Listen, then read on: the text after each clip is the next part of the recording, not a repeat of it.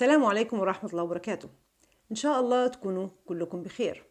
كان المفروض الحلقة دي تكون عن التعدد، لكن حسيت إن في مفاهيم لازم الأول تتوضح. هبدأ الحلقة دي بقصة. هنفترض إن في راجل عجوز عاش طول عمره من يوم ما اتولد على جزيرة منعزلة مع قبيلته، بعيد عن الحضارة وبعيد عن الناس. الجزيرة دي كانت مميزة بنوع واحد من الورود. الجزيرة كانت مليانة ورود صفراء وما كانش في ورود غيرها، ودايما أبوه وجده وكبار القبيلة كانوا بيقولوا له إن الجزيرة بتاعتهم هي العالم كله، وإن ما فيش أي حاجة أو أي حياة برا الجزيرة. في يوم من الأيام العجوز كان بيتمشى على شاطئ الجزيرة، وشاف مركب صغيرة بترسي على الشاطئ، ونزل من المركب شاب. العجوز طبعا اندهش من لبس الشاب المختلف ومعداته الغريبة اللي ما شافش في حياته زيها، واندهش أكتر لما شاف الشاب ماسك في ايده زرع لونه احمر. بعد التحيات والتعارف العجوز سأل الشاب: ايه اللي في ايدك ده؟ قال له: دي ورود. العجوز قال له: قصدك ايه دي ورود؟ ما فيش ورود حمراء، الورود كلها صفرة. الشاب قال له: لا، ده حتى في ورود بيضة وبنفسجي وزرقاء وخضراء ووردي. العجوز قال له: انت بتتهم ابويا وجدي بالكذب؟ الشاب قال له: ابدا والله مش نيتي، أنا بس بحاول أقولك إن أنواع وألوان وأشكال الورود ملهاش نهاية. العجوز اتخض، ما كانش عارف يصدق الشاب الغريب اللي بيصف له حاجات عمره ما شافها ولا ما يصدقش. عقله ما قدرش يستوعب الحاجات اللي الشاب وصفها له، فراح بعد خطوتين ومسك طوب من على الأرض وبدأ يحدف على الشاب وهو بيتهمه بالكذب والتأليف. فضل يحدف طوب على الشاب لحد ما قتله. العجوز بعدها حس بالاطمئنان وراحة البال.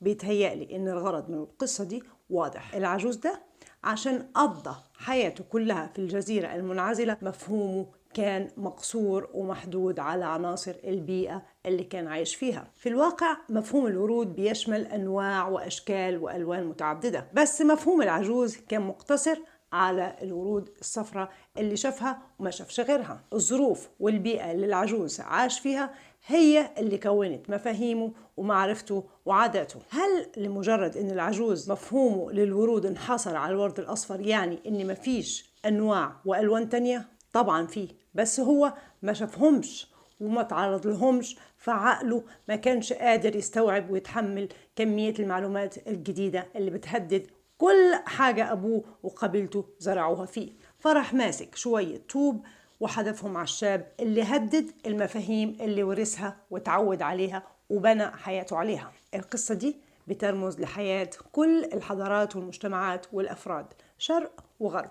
كل واحد فينا بيتأثر بالظروف والبيئة والمجتمع اللي محيطين بيه. كل واحد فينا بتترسخ جواه العادات والتقاليد والأعراف والموروثات اللي اتنقلت من الأجداد للآباء. كل واحد فينا بيأسس مفهومه للحياة بناء على المعطيات دي، وكل واحد فينا إلى حد ما مرتاح للمفاهيم والعادات اللي أسس عليها حياته، لدرجة إنه بيقلق وبيترعب لما حد يشكك له في المفاهيم والعادات اللي بقت جزء لا يتجزأ من حياته. فلازم كلنا ندرك إن مفيش حد فينا حيادي، كلنا متحيزين ومتعصبين لآرائنا ومفاهيمنا. لازم كلنا ندرك إن مفيش حد فينا إلا وتأثر بالبيئة اللي تربى فيها. أنا بقول الكلام ده ليه؟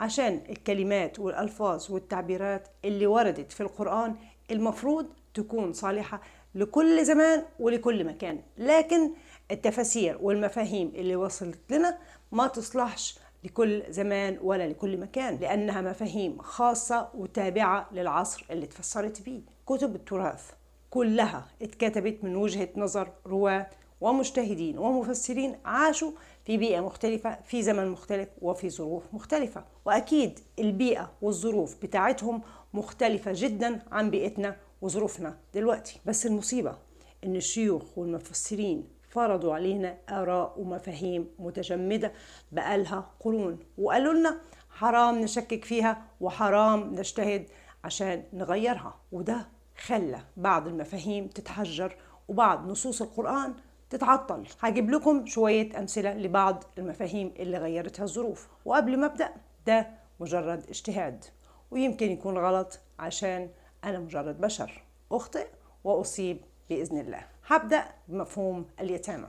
في المعجم وكتب التراث اليتيم هو الطفل الذي فقد أباه، ولما الطفل ده يبلغ سن النكاح تبعا للتفاسير هيفقد لقب يتيم. التفسير ده ضيق ومحدود وبيحرم فئات كتيرة في المجتمع من الرعاية والتصدق والخير والإنفاق. هنشوف ليه دلوقتي. لو عندنا مثلا عيلتين بنفس عدد الأفراد ونفس المكانة الاجتماعية ونفس الظروف المالية، في العيلة الأولى الأب مسؤول ماليا عن الأسرة، وفي العيلة الثانية الأم هي المسؤولة ماليا عن الأسرة. لو الأب في العيلة الأولى مات، ولاده تبعا لكتب التراث هيعتبروا أيتام، لكن لما الأم في العيلة الثانية تموت ولادها مش هيعتبروا أيتام حسب المعجم والتفاسير. يعني كتب التراث خلت الولاد اللي فقدوا أبوهم أولى بالرعاية والإنفاق من الولاد اللي فقدوا أمهم، مع أن الاثنين عندهم نفس الظروف. مش ملاحظين أن في حاجة غلط؟ هديكم كمان مثال. لو في ولد فقد أبوه وهو عنده 9 سنين، وولد تاني عنده قصور عقلي فقد أبوه وهو عنده 15 سنة، حسب التفاسير وكتب التراث الولد اللي عنده 15 سنة ما بيعتبرش يتيم عشان بلغ سن النكاح، مع ان معظمنا عارفين انه هو اولى بالرعاية والانفاق من الولد الثاني. مش ملاحظين معايا ان في حاجة غلط؟ يبقى مفهوم اليتيم في المعجم وكتب التراث محدود وضيق وبيهمل بعض الفئات. طيب مين هو اليتيم؟ اليتيم هو اي انسان محتاج رعاية وانفاق، ومش مهم عنده كم سنة. اليتيم هو أي إنسان غير راشد ولا يستطيع التصرف بالمال ولا يستطيع أن يرعى نفسه، ومش مهم عنده كم سنة. ربنا سبحانه وتعالى بيقول: أعوذ بالله من الشيطان الرجيم، وابتلوا اليتامى حتى إذا بلغوا النكاح فإن آنستم منهم رشدا فادفعوا إليهم أموالهم. لو اليتيم بلغ وولي أمره حس إنه راشد يديله فلوسه، ساعتها اليتيم ده يفقد صفة اليتم لأنه يقدر يرعى نفسه ويتصرف بماله. لكن لو اليتيم بلغ سن النكاح ولي أمره ما حسش إنه راشد يقدر يتصرف بماله، يبقى ما ينفعش ولي الأمر يديله فلوسه، لازم يفضل مشرف عليه. الولد ده بيحتفظ بصفة اليتيم لحد ما يبقى راشد. واحد عنده قصور أو تخلف عقلي ممكن ما يبقاش راشد أبدا، فهيفضل يتيم تحت كفالة ولي أمره حتى لو كمل 60 سنة. في ناس هتقول إن ده يعتبر مسكين، لكن الفرق إننا ممكن ندي المسكين فلوس في إيده وهيقدر يتصرف بيها لأنه راشد، لكن اليتيم ما يقدرش يتصرف بالفلوس لانعدام أو قلة الرشد، فلازم ندي فلوسه لولي أمره عشان يصرف عليه بيها. فاقد الأب مش بالضرورة يتيم، لأن الأم ممكن هي اللي تصرف عليه وترعاه، وفاقد الأم ممكن يعتبر يتيم لو أبوه مش قادر يصرف عليه أو يرعاه. طيب مفهوم اليتيم اللي في كتب التراث والمعجم جه منين؟ لازم نفتكر إن كل المفاهيم والأفكار بتتأثر بالبيئة والظروف المحيطة. من 1500 سنة أيام الجاهلية عند العرب كانت الثقافة السائدة في معظم مجتمعات العالم ثقافة ذكورية. الأب هو اللي كان مسؤول عن الأسرة والإنفاق، وهو اللي كان بيسافر وبيشتري وبيشتغل وبيبيع، بينما الأمهات كانت في معظم الأحيان بترعى الأطفال. وطبعا كان في حروب كتير، فالآباء هم اللي كانوا بيشتركوا في الحروب دي، وكان في كتير جدا منهم بيتقتلوا، فالنتيجة كانت أعداد هائلة من الأمهات اللي من غير عائل، وأعداد هائلة من الأطفال اللي فقدوا أبائهم. فبالرغم من أن تعريف اليتيم واسع وبيشمل عدة فئات، الناس أياميها كانوا شايفين فئة واحدة منتشرة وسائدة: أطفال فاقدين الأب. فبالتالي مفهوم اليتيم في عقول الناس وبالذات كتاب التراث انحصر على الأطفال اللي فقدوا أبائهم، زي العجوز اللي على الجزيرة ما شافش غير الورود الصفراء، فمفهوم الورود انحصر على الورود الصفراء رغم وجود ألوان تانية. طب ليه مفهوم اليتامى انحصر على الأطفال اللي تحت سن النكاح بس؟ ليه مش البالغين برضو؟ عشان المجتمعات أياميها كانت حازمة وما كانوش بيدلعوا الأطفال زي أيامنا دلوقتي. بمجرد إن ولد أو بنت يبلغوا كانوا أياميها بيحملوهم مسؤوليات وواجبات وبيعملوهم كأفراد بالغين مساهمين في المجتمع، فما حدش أياميها كان بيعتبر البالغ يتيم. فمفهوم اليتيم انحصر على اللي تحت سن البلوغ. لكن في مجتمعات النهاردة في شباب كتير جدا بيفضلوا معتمدين على آبائهم وأمهاتهم عشان يصرفوا عليهم، وأكيد في منهم السفيه وفي منهم منعدم أو قليل الرشد. فلو دول خسروا آبائهم وأمهاتهم لا قدر الله يعتبروا يتامى ومحتاجين اللي يرعاهم ويصرف عليهم رغم كبر سنهم. اليتيم مش بس اللي فقد أبوه، اليتيم أي حد ناقص رشد أو ناقص عقل ما يقدرش يرعى نفسه أو يصرف على نفسه، وما نقدرش نديله فلوس في إيده. دلوقتي هنيجي لمفاهيم الرجال والنساء. كتب التراث والمفسرين قالوا لنا ان الرجال هم الذكور وان النساء هم الاناث، وبسبب المفاهيم الخاطئه اللي ورثناها القرآن الكريم الموجه للناس كافه ذكور واناث بقى كأنه معظمه موجه للذكور فقط، لما يكون في آيات كتيرة موجهة للرجال بتقول لهم يتصرفوا ازاي مع النساء، واحنا نفسر ان الرجال هم الذكور والنساء هم الاناث، احنا كده بنسلب الإرادة من الاناث على اعتبار انهم مفعول بهن على طول من قبل الذكور، وان بدل ما ربنا سبحانه وتعالى يؤمر الاناث يتصرفوا ازاي بشكل مباشر، امر الذكور انهم يتصرفوا معاهم ازاي، كأنهم اي الاناث مجرد مخلوقات مسلوبة الإرادة وفاقدة الإرادة والقدرة على التصرف بنفسها. واحنا كده بنتهم الله سبحانه وتعالى انه فضل الذكور على الإناث. مفاهيمنا الخاطئة اللي ورثناها أعطت الذكور حقوق ومزايا زيادة عن الإناث. مفاهيمنا الخاطئة اللي ورثناها نشرت الظلم في المجتمعات الإسلامية وخلت المجتمعات دي مجتمعات ذكورية. مفاهيمنا الخاطئة اللي ورثناها خلت كثير من الإناث يسألوا نفسهم ليه ربنا سبحانه وتعالى فضل الذكور على الإناث؟ ليه ربنا سبحانه وتعالى خلق الإناث أقل درجة من الذكور؟ ليه ربنا سبحانه وتعالى خلق الإناث عشان يقهرهم؟ مفاهيمنا الخاطئة للرجال والنساء الضيقة والمحدودة هي اللي تسببت بالظلم ده. مفاهيمنا الخاطئة بتهمل فئات كثيرة في المجتمع وبتتهم الله سبحانه وتعالى والعياذ بالله إنه ذكوري. بداية هقدم لكم آيات بتنفي كون الرجال هم الذكور فقط، وآيات تانية بتنفي كون النساء هم الإناث فقط، وبعدها إن شاء الله هقدم لكم تفسير محتمل للمفهومين، على علم إن التفسير المحتمل ده مجرد اجتهاد وممكن يكون غلط. نبدأ بقوله تعالى: وأذن في الناس بالحج يأتوك رجالا وعلى كل ضامر يأتين من كل فج عميق. كلمة رجال هنا مستحيل تكون الذكور فقط، لأن في إناث كتير بيحجوا. وفي آية تانية: رجال لا تلهيهم تجارة ولا بيع عن ذكر الله وإقام الصلاة وإيتاء الزكاة. هنا كلمة رجال مستحيل تكون الذكور فقط، لأن في إناث كتير لا تلهيهم تجارة عن ذكر الله وهكذا. وفي آية ثالثة: لا تقم فيه أبدا لمسجد أسس على التقوى من أول يوم أحق أن تقوم فيه رجال يحبون أن يتطهروا. هنا برضو كلمة رجال مستحيل تكون الذكور فقط، لأن المفروض أن في إناث يحببن أن يتطهرن، ولا الستات نجسين ومش من حقهم يخشوا الجامع. وفي آية 4: وعلى الأعراف رجال يعرفون كلهم بسماهم. إيه ده؟ طب والستات راحوا فين؟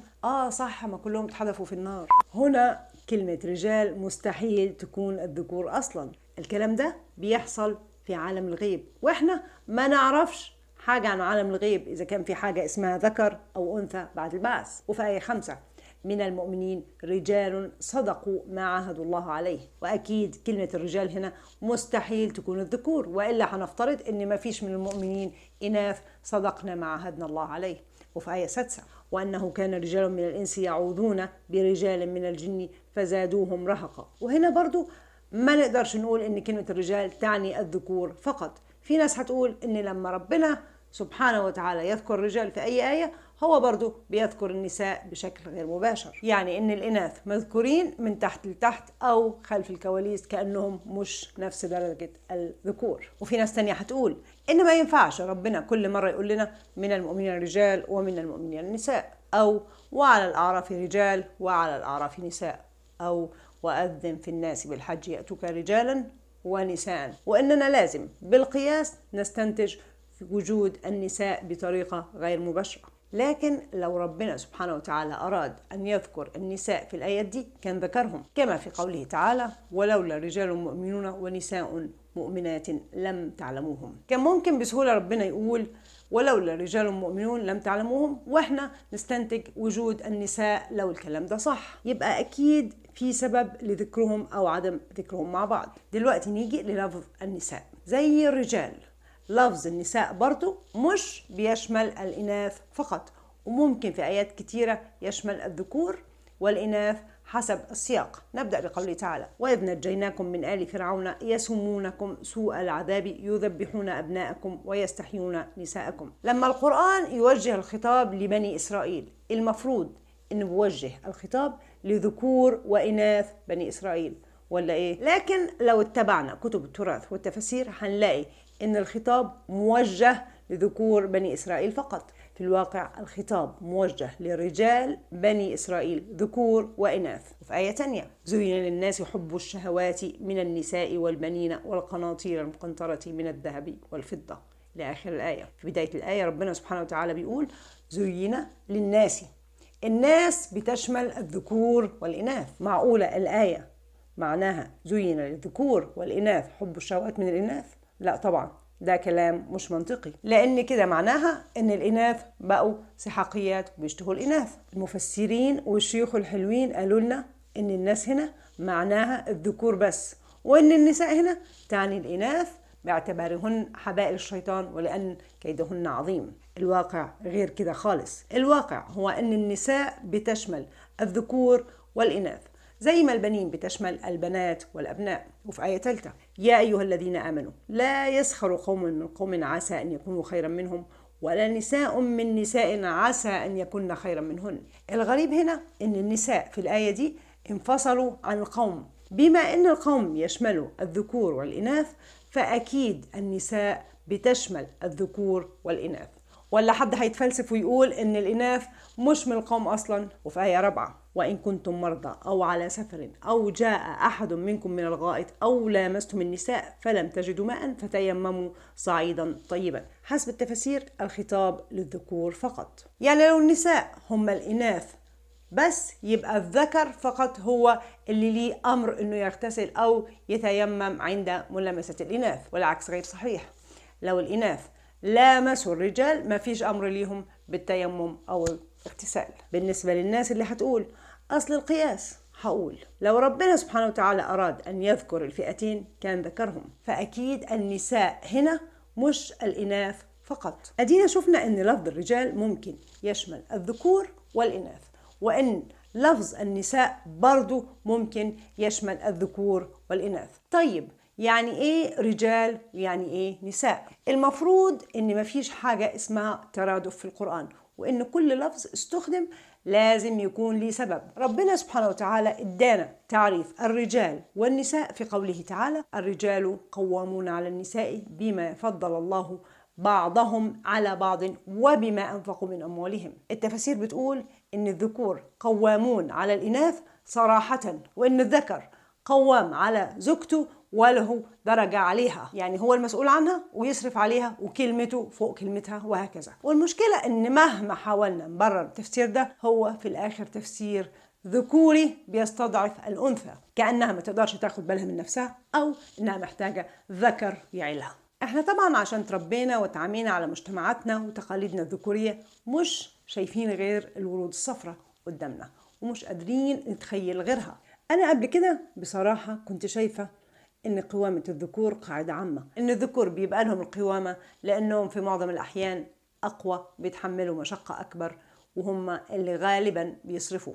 كنت مقتنعة إن دي قاعدة عامة وإن ليها استثناءات، وإن الإناث ممكن يبقى ليهم القوامة في بعض الأحيان لو هم اللي بيشتغلوا أو بيصرفوا على البيت. لكن لما تدبرت وتفكرت أكثر، يقيني زاد إن القرآن لوحده تبيانا لكل شيء وتفصيلا لكل شيء، فما فيش حاجة اسمها قاعدة عامة أو استثناءات. المفروض إن آية بالشكل ده بتشمل جميع الحالات، فلو في أنثى واحدة بس هي اللي ليها القوامة، فهي كده حسب التفاسير بتنفي صحة الآية، يبقى في أكيد حاجة غلط. طيب يعني إيه الرجال قوامون على النساء؟ الرجال قوامون على النساء بما فضل الله بعضهم على بعض وبما أنفقوا من أموالهم. مفيش شك أن ربنا سبحانه وتعالى فضل بعض الناس على بعض في المال والحكمة والرشد والعلم والجسم والصبر والتحمل وهكذا. كل من فضل هو مسؤول وقوام على من فضل عليه. الغني مسؤول وقوام على الفقير، العالم مسؤول وقوام على من هو أقل منه علم، القوي مسؤول وقوام على الضعيف، السليم صحيح البدن مسؤول وقوام على المريض ناقص الصحة، الراشد مسؤول وقوام على قليل أو منعدم الرشد. القوامة هنا مش بمعنى التحكم وسلب الإرادة ولا تفضيل ذكر على أنثى. الآية دي ما بتشملش العلاقة الزوجية وبس، الآية دي بتعطي كل ذي قدرة وفضل أي الرجال القوامة والمسؤولية تجاه كل من هو أقل قدرة وفضل أي النساء. الآية دي بتنظم العلاقات الاجتماعية في المجتمع وتحمل أولو الفضل والسعة المسؤولية تجاه من هم أقل منهم فضل وسعة. قبل ما أكمل خلينا نركز على حرف الواو في قوله تعالى: إنما الصدقات للفقراء والمساكين والعاملين عليها والمؤلفة قلوبهم إلى آخر الآية. في ناس مش هتقدر تدي أي فئة، في ناس ممكن تدي فئة أو 2 أو 3، في ناس ممكن تدي صدقات للفئات دي كلها وبزيادة. اللي عايز أوصل له إن حرف الواو هنا ما بيلزمش المتصدق بالفئات كلها، كل واحد بيتصدق على حسب طاقته ومش بالضرورة بالترتيب. اللي هيتصدق حسب مقدرته وحسب حاجة الناس والمجتمع. يعني ممكن يتصدق على المساكين والغارمين مش بالضرورة بالترتيب، الفئات دي مش دايما متواجدة في المجتمع، فالمتصدق يعطي اللي موجود منهم. ولو حد تساءل ليه مفيش يتامى في آية الصدقات؟ عشان اليتامى مش راشدين وما ينفعش نديهم فلوس مباشرة، لازم ندي الفلوس لأولي أمرهم لو كانوا فقراء أو مساكين. نفس الفكرة بالنسبة لحروف الواو في آية القوامة. القوامة يا إما يتحملها كل ذي فضل وقدرة، يا إما يتحملها من ينفق المال، أو الاثنين في نفس الوقت. هديكم بعض الأمثلة. الأب والأم فضلوا على أبنائهم بالعقل والخبرة والعلم والرشد، وفي نفس الوقت هم بينفقوا وبيصرفوا عليهم، عشان كده ليهم القوامة أي المسؤولية. الأب والأم هم الرجال والأبناء هن النساء حتى لو كانوا بنات وبنين. المدرسين فضلوا على تلامذتهم بالعقل والخبرة والعلم، بس مش بيصرفوا عليهم، لكن هم لسه مسؤولين، يعني قوامين على تلامذتهم. المدرسين هم الرجال والتلاميذ هن النساء. مدير دار الأيتام فضل على الأيتام بالخبرة والرشد، وفي نفس الوقت بيصرف عليهم سواء من جيبه أو من خلال تبرعات. مدراء دور الأيتام في هذه الحالة قوامون على الأيتام. مدراء دور الأيتام هم الرجال والأيتام هن النساء. لو بنت ترعى أبوها المشلول ماليا وبدنيا، هي فضلت عليه بالصحة والمال، وعشان كده ليها القوامة أي المسؤولية. البنت في الحالة دي هي من الرجال وأبوها من النساء. ربنا سبحانه وتعالى بيقول: يا أيها الذين آمنوا كونوا قوامين بالقسط شهداء لله ولو على أنفسكم أو الوالدين والأقربين. أي إنسان ممكن يبقى قوام، سواء كان ذكر أو أنثى، فقير أو غني، شاب أو عجوز. وأي إنسان ممكن يبقى حد قائم عليه، سواء كان ذكر أو أنثى، فقير أو غني، شاب أو عجوز. المهم إن اللي ليه القوامة لازم يتحمل المسؤولية ويكون قوام بالقسط، حتى ولو كان قائم على الوالدين أو الأقربين. بقية الآية تعليمات للقائم في حالة نشوز من تحت قوامته ومسؤوليته. لما ربنا سبحانه وتعالى يقول: فالصالحات قانتات حافظات للغيب بما حفظ الله، معنى كده إن النشوز عكس الصفات دي. يعني واللاتي تخافون نشوزهن اللاتي تخافون عصيانهن أو إفشائهن للأسرار فعظوهن واهجروهن في المضاجع واضربوهن. وزي ما قلت، وجود حرف الواو بيعني إن ممكن اختيار وسيلة أو 2 أو 3 من غير ترتيب محدد. الموعظة واضحة، حاولوا تنصحوهم، تكسبوهم، تجاملوهم، ترضوهم، أي طريقة من الطرق دي. الأب ممكن يوعد ابنه بمكافأة لو حسن سلوكه. المدرسة ممكن تنصح تلميذها. نيجي للوسيلة التانية، اهجروهن في المضاجع.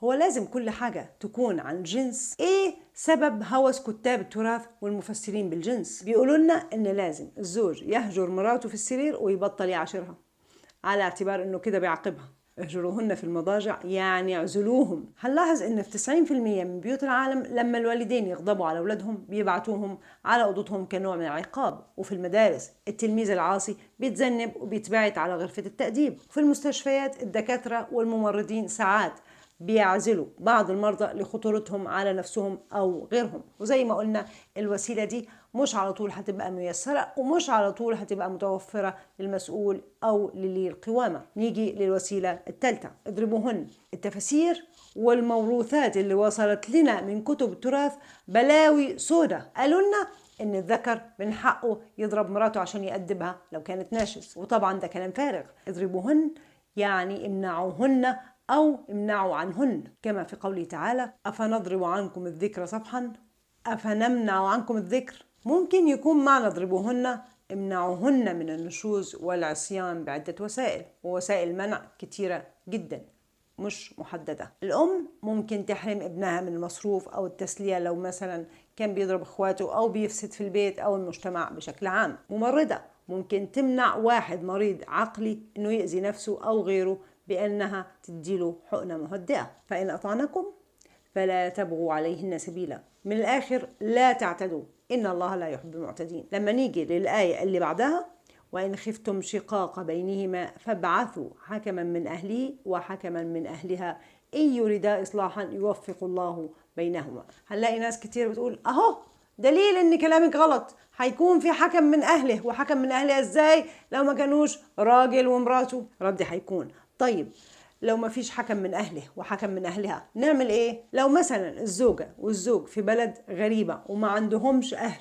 هنعمل إيه؟ الرد هيكون هنجيب لهم محامي أو نجيب لهم حد يوقف في صفهم أثناء الخلاف أو الشقاق. الأهل مش بالضرورة في بينهم صلة رحم. الآية بتقول لو خفتوا شقاق بين الرجل وأحد النساء وقتها تبعتوا حكما من أهله وحكما من أهل النساء. المسؤول القوام تعدى حدوده أو بغى على اللي تحت مسؤوليته. مثلا أب بيضرب ابنه، في الحالات دي منظمات شؤون الأطفال بتتدخل عشان تحمي الطفل، فكل طرف هيبقى عنده محامي أو حكم مؤهل لحل هذا النزاع. في حالات لما المدرسين بيتحرشوا أو بيعتدوا على التلامذة نفس الموال، ولما دكتور يتعدى حدوده ويحاول يغش أو يخدع المرضى نفس الموال. حكم للفئة دي وحكم للفئة دي. الأهل هم أي حد في صف أحد الفئات. قبل ما أكمل، أنا متأكدة إن في ذكور كتير متغاضين ومش مرتاحين للتفسير ده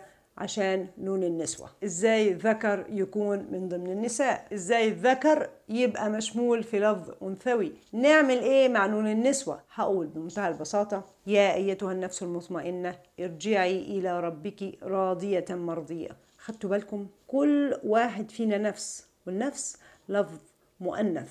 هل مجرد إن لفظ النفس مؤنث يعني إن محتواه بيشمل الإناث فقط؟ لا خالص، اللفظ بس هو اللي مؤنث ومش محتواه. كل ذكر على وجه الأرض هو نفس، والنفس تخاطب بنون النسوة في الجمع. يعني لو قلنا الآية بالجمع الآية هتبقى يا أيتها الأنفس المطمئنة ارجعن إلى ربكن راضيات مرضيات. نفس الفكرة بالنسبة للفظ النساء، اللفظ نفسه أنثوي لكن بيشمل الذكور والإناث. فما حدش ينزعج إن قوله تعالى فالصالحات قانتات حافظات للغيب يشمل الذكور والإناث. بالنسبة لبقية الآيات لما يبقى في آية فيها توجيه أو إرشاد لكيفية التصرف مع النساء دي بتبقى آيات تخاطب الرجال القوامين المسؤولين عن النساء ذكور وإناث. الآيات دي تخاطب كل مسؤول ومسؤولة وقوام وقوامة وترشدهم إلى كيفية التصرف مع القائمين عليهم واللي هم مسؤولين عنهم، برضو ذكور وإناث. وطبعا لفظ النساء بيختلف حسب السياق. في بعض الأحيان ممكن يكون ذكور فقط، وفي بعض الأحيان ممكن يكون إناث فقط، وفي بعض الأحيان أخرى بيكون ذكور وإناث. ولازم كلنا ندرك إن في فرق بين نساء ونساءكم. لما الآية تقول نساء هي بتشير إلى جميع نساء الأرض، ولما الآية تقول نساءكم هي بتشير للي انتوا قوامين ومسؤولين عليهم من النساء. عندنا مثلا قوله تعالى: ويسألونك عن المحيض قل هو أذى فاعتزلوا النساء في المحيض ولا تقربوهن حتى يطهرن فإذا تطهرن فأتوهن من حيث أمركم الله إن الله يحب التوابين ويحب المطهرين. المحيض طبعا للإناث فقط، يعني النساء هنا هم الإناث فقط، والآية دي ملهاش دعوة بالجنس نهائيا زي ما أوهمونا في كتب التراث. يسألونك عن المحيض، أكيد مش الذكور بس اللي هيسألوا الرسول عن المحيض، أكيد الإناث برضو سألوه عشان دي حاجة تخصهم أكتر. قل هو أذى.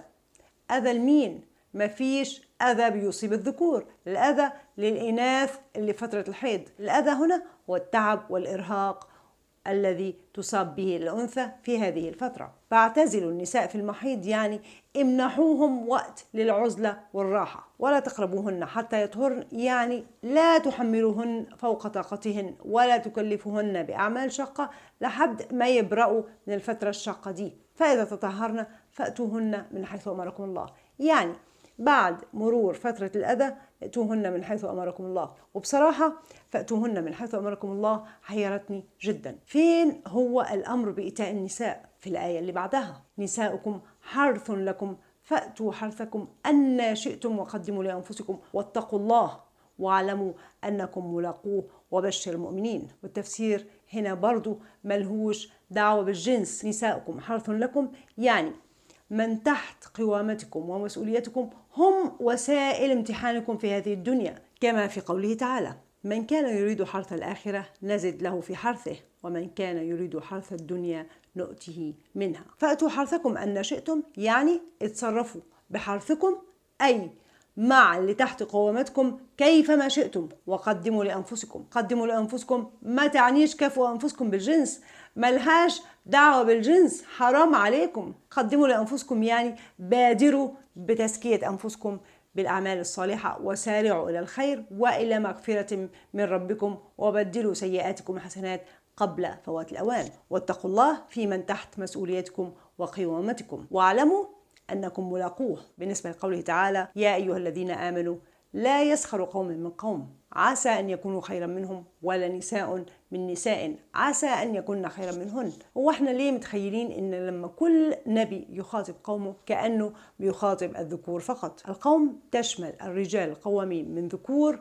وإناث القوم، والنساء تشمل كل من يقع تحت مسؤولية وقوامة هؤلاء الرجال ذكور وإناث. كل نبي خاطب ذكور وإناث قومه، بس حالة قوم لوط عليه السلام استثناء، مش عشان قال لهم إنكم لتأتون الرجال شهوة من دون النساء، لكن عشان قال لهم في آية تانية أتأتون الذكران. وفي نفس الوقت عندما جاءوا قوم يهرعون إليه قدم لهم بنات، مما يعني أن قوم لوط في هذه الحالة ذكور، أكيد مش هيقدم بنات للإناث، كله على حسب سياق الآيات. لكن لاحظوا إزاي لفظ الرجال استبدل بلفظ الذكران، بينما لفظ النساء لم يستبدل بالإناث لكن استبدل بالأزواج. وده هو معنى النساء في قوله تعالى: زين للناس حب الشهوات من النساء والبنين والقناطير المقنطرة من الذهب والفضة.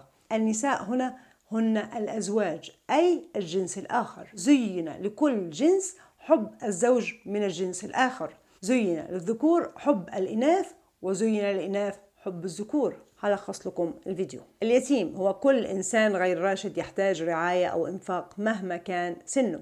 الرجال هم القائمون أي المسؤولون سواء كانوا ذكور أو إناث. النساء هم المعتمدون أي الذين يعتمدون على الرجال القائمين عليهم سواء ذكور أو إناث. القوامة ليست فضل أو تكريم أو تمييز لصاحبها. القوامة لا تعني سلب الإرادة أو التحكم والتسلط على النساء. القوامة هي مسؤولية القادر ذكر أو أنثى على غير القادر سواء كان ذكر أو أنثى. أي إنسان فضل يصبح قائم على من فضل عليه. الغني قوام على الفقير أي مسؤول عنه وملزم بالإنفاق عليه. العالم قوام على الجاهل أي مسؤول عنه وملزم بتعليمه. القوي قوام على الضعيف أي مسؤول عنه وملزم بحمايته. السليم ذو الصحة قوام على المريض ناقص الصحة أي مسؤول عنه وملزم بمساعدته وخدمته. الراشد قوام على قليل الرشد أي مسؤول عنه وملزم برعايته وإرشاده. كل إنسان ربنا وهبه نعمة هيتحاسب على عدم مشاركته النعمة دي مع المحروم منها، وده طبعا مجرد اجتهاد وممكن يكون غلط. كل واحد فينا بيبني مفاهيمه ومعتقداته وآراءه حسب البيئة والظروف المحيطة به. كل واحد فينا بتترسخ جواه العادات والتقاليد والأعراف والموروثات اللي اتنقلت من الأجداد للآباء، فلازم كلنا ندرك إن مفيش حد فينا هيادي، كلنا متحيزين ومتعصبين لآرائنا ومفاهيمنا. لازم كلنا ندرك إن مفيش حد فينا إلا وتأثر بالبيئة اللي اتربى فيها. المفاهيم والتفاسير اللي ورثناها اتكتبت في ظروف ومعطيات مختلفة، وممكن تكون محدودة وضيقة ومحصورة في زمنها، وما يصحش إننا نقدسها. ما يصحش إننا نسمع كلام الشيوخ والمفسرين اللي بيقولوا لنا إن التفكر والتدبر حرام. أنواع الورود وألوانها لا تنتهي، فما يصحش إننا نقفل عينينا عنها وما نشوفش إلا الورود الصفراء. قال تعالى: الذين يستمعون القول فيتبعون أحسنه أولئك الذين هداهم الله وأولئك هم أولو الألباب. أولئك الذين يستخدمون عقولهم. ليه ما نكونش منهم؟ والسلام عليكم ورحمة الله وبركاته.